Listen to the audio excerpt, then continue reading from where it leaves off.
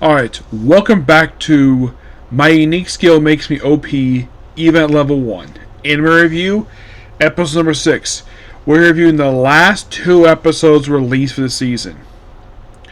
Yep, I'm finally here, at the end of a season that aired 2 years ago, that I do not know why there's not been a season 2 yet, this one.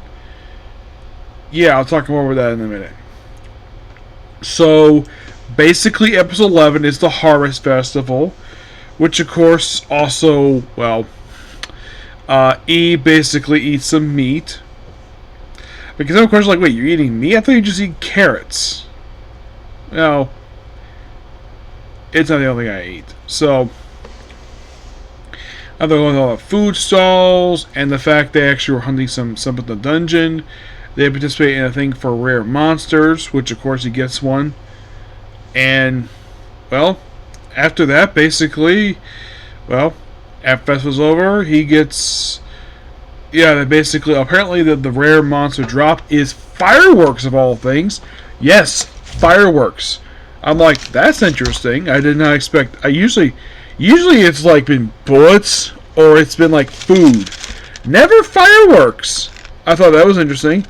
And it left off fireworks, which, thing is, the girls had no idea what the heck these are. Now, the thing is, how in the world they become fireworks is complete. Now, the other stuff I can kind of understand them dropping that, but fireworks? After lifting off. Then, for some weird reason, Alice decides to start walking in the direction of Nitham dungeon. So, then the very next day,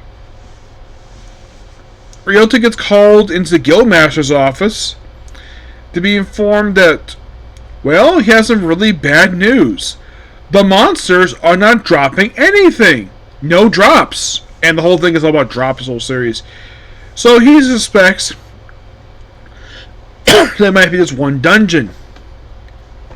The one where they claimed there was no droppings. So he goes there and battles the dungeon master, who is a ghost who dresses in a Japanese kimono, who looks like a human woman. Now, he does not basically ask, like, hey, if you're a dungeon boss, why do you look like a Japanese woman? Honest to God, I have no idea why in the world she looks like that. And then he's able to beat her by first, whenever she attacks, apparently that's when she can basically solid. So he shoots her feet out, shoots her hands. Eventually she's destroyed. He gets a ring that gives him a power boost.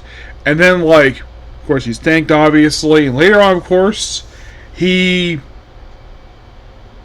also apparently takes time to build up a bunch of crystals so he can boost his power. And they just happen to run into the Princess Margaret, where, despite the fact that everything was a good idea, apparently it drew the attention of dragons. So he gives a bunch of things to power up a little, basically max her out. And kind of in a way, she starts confessing her feelings for him. And then he just leaves.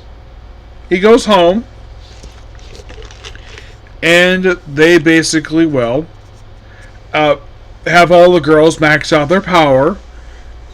Thanks to the special new building he got, which involving the ring he puts on his thumb. And then right after this, okay, we're not going to go separate ways. We need to come back from lunch and dinner, of course, to 6 days. So we're each going to take a separate dungeon by herself. So Alice goes with Celeste. Eve, of course, eats a bunch of carrots.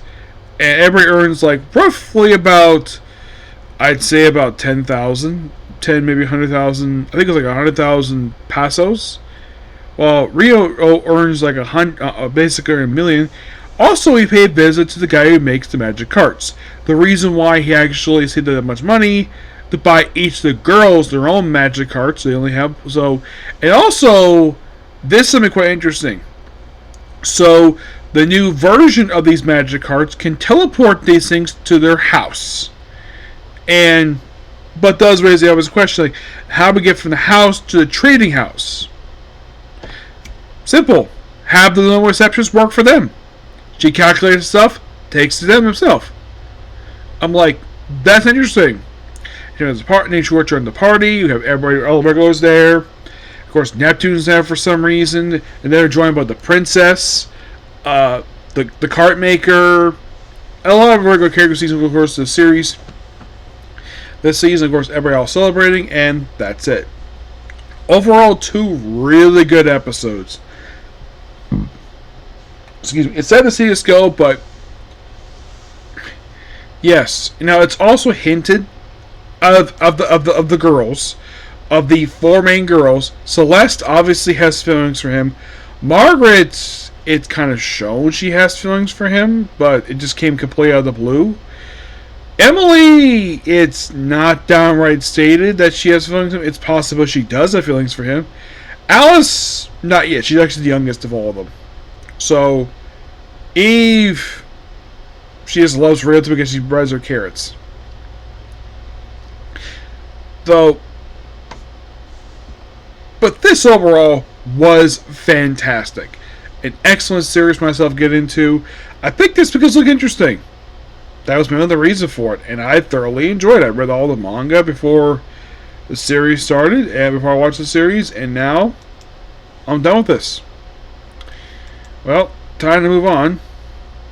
Despite the fact I did really enjoy this series, I need to, I'm going to be starting up, somebody might be thinking like, is there a point where you're going to go back to watching Giban? Yes. The plan is to go through about a few more anime, and then at that point, then I will, resume watching Giban, finish that up, watch a couple Sentai series at that point, yes. But there's still going to be a ton more anime to get through. But the next anime is an anime that has currently no dub. Yeah, I do not know why it has no dub. It just doesn't. I mean, the one thing the series has in common with, like, yes, the whole thing is now the character comes in as a droplet, obviously, but he's kind of reincarnated. So am I thinking, like, there's been several of them this year. Like, someone asked, like, what was the first anime this year to feature a reincarnation? I'm Evil Lord and Intergalactic Empire. That was the first one. Excuse me. Then it was On the Noble Breaking Ruin, Might as well Master Magic. After that, Black Summoner. Yep. And then it was Am I Actually Strongest? Beginning after the end. And now this one. So, very few. Yes, a lot of the series I covered this year are mostly fantasy based. The only kind of non-fantasy based ones I had covered this year are My Hero Academia Vigilantes, Demon 29 God's Mystery of Fantasy and Sci-Fi, and I'm a Lord of Intergalactic Empire. You could see Underdark Elf, but that's a mixture of like real life and, well, but not many of these are, not all of these ones are fantasy based, but the thing is, I love the setting. That's why I keep covering this stuff. Yes, because I love the setting. Yep. So, the next one is similar to New Saga, except there's a little time travel. You'll find out what it is soon, okay? But see you in the next video. Bye.